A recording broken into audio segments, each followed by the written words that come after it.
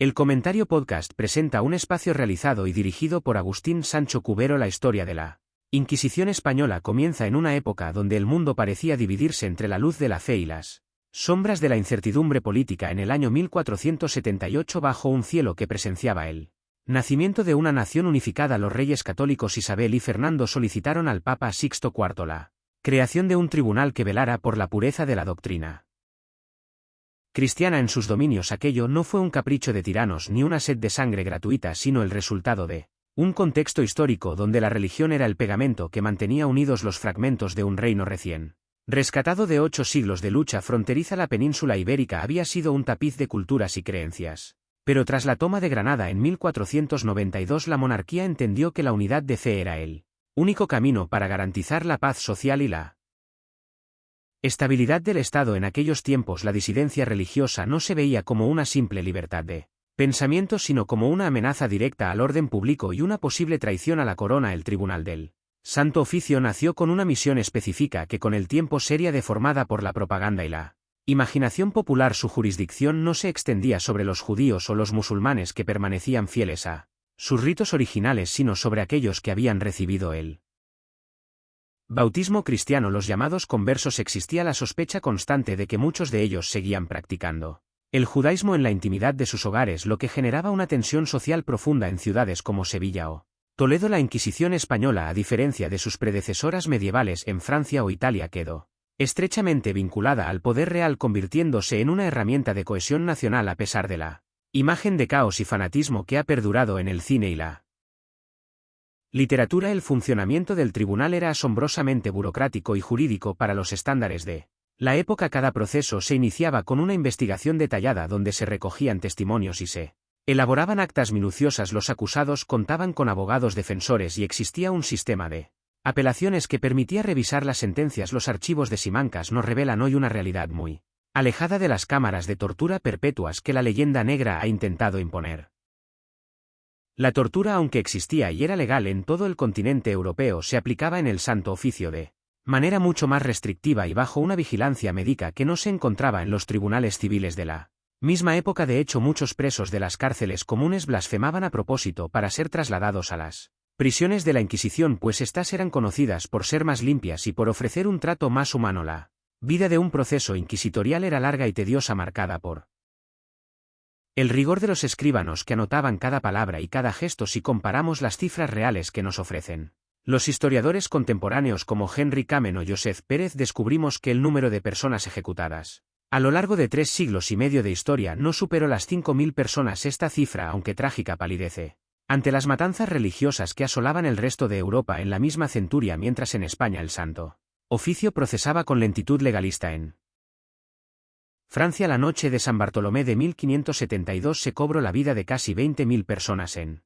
pocos días por motivos de fe. En Inglaterra, bajo el reinado de Isabel I, o en los principados alemanes, las ejecuciones por brujería y disidencia doctrinal se contaban por decenas de miles sin que existiera un marco jurídico tan estricto como el español. De hecho, uno de los rasgos más singulares de la Inquisición española fue su profundo escepticismo ante los fenómenos sobrenaturales. Mientras en el norte de Europa miles de mujeres morían en la hoguera acusadas de pactos demoníacos, los inquisidores españoles solían considerar tales acusaciones como simples supersticiones o enfermedades mentales, exigiendo pruebas racionales que casi nunca podían presentarse. La expansión del imperio hacia las tierras del Nuevo Mundo llevó consigo la institución, pero allí adquirió matices diferentes. Los tribunales establecidos en México, en Lima y en Cartagena de Indias en el año 1571 tenían prohibido actuar contra la población indígena. Los nativos americanos eran considerados neófitos en la fe, personas que apenas estaban comenzando a conocer el Evangelio y por lo tanto no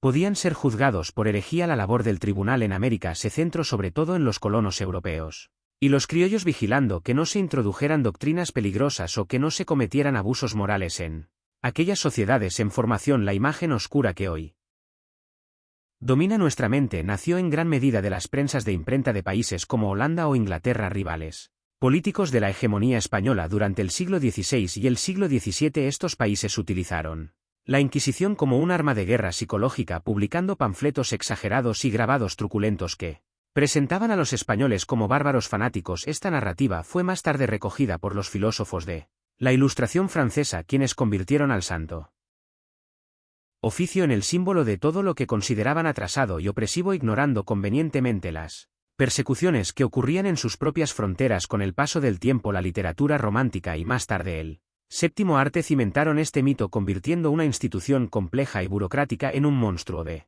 pesadilla cinematográfica. Hoy en día es común encontrar museos con instrumentos de tortura que nunca pertenecieron a la Inquisición española, pero que el negocio del morbo mantiene vigentes para un público que prefiere la leyenda a la verdad de los archivos. La Inquisición no fue una institución ideal ni podemos juzgarla con los ojos de nuestra sensibilidad moderna, pero fue una pieza fundamental para entender cómo España logró mantener una paz social interna mientras el resto de Europa se desangraba en guerras de religión interminables. La unidad de fe permitió que el imperio se expandiera sin las fracturas civiles que habían destruido a otras potencias. La monarquía hispánica entendió que sin un orden espiritual común el edificio político se vendría abajo. Finalmente, con la llegada de las ideas liberales y el cambio de los tiempos, la Inquisición fue perdiendo su razón de ser. Tras varios intentos de supresión y restauraciones breves, el tribunal fue abolido definitivamente en el año 1834, dejando tras de sí un legado de miles de legajos que hoy son el tesoro de los historiadores para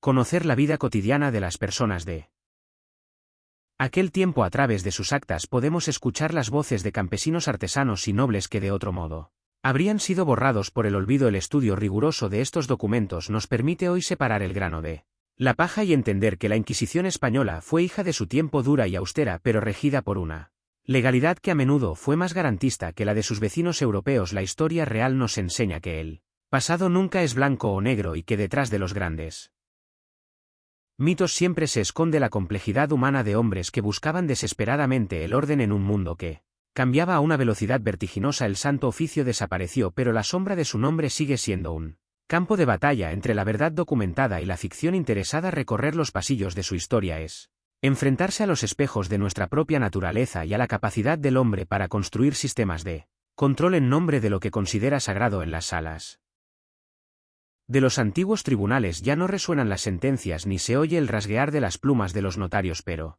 el eco de aquella España que quiso ser una bajo la cruz sigue vivo en la memoria colectiva del mundo hispánico. Recordar estos hechos con serenidad es el mejor homenaje que podemos hacer a la verdad histórica frente a las distorsiones que el tiempo y la política han querido imponer sobre el relato de nuestra propia existencia como nación soberana y orgullosa de su legado milenario. La realidad de la Inquisición no reside en las llamas de las hogueras ni en el frío de las mazmorras ficticias, sino en la voluntad de un pueblo que en medio de la incertidumbre buscó su identidad en la firmeza de sus convicciones y en la defensa de una unidad que le permitió alcanzar las cumbres de la historia universal. Espacio realizado y dirigido por Agustín Sancho Cubero. Gracias por su atención. Hasta la próxima edición del programa.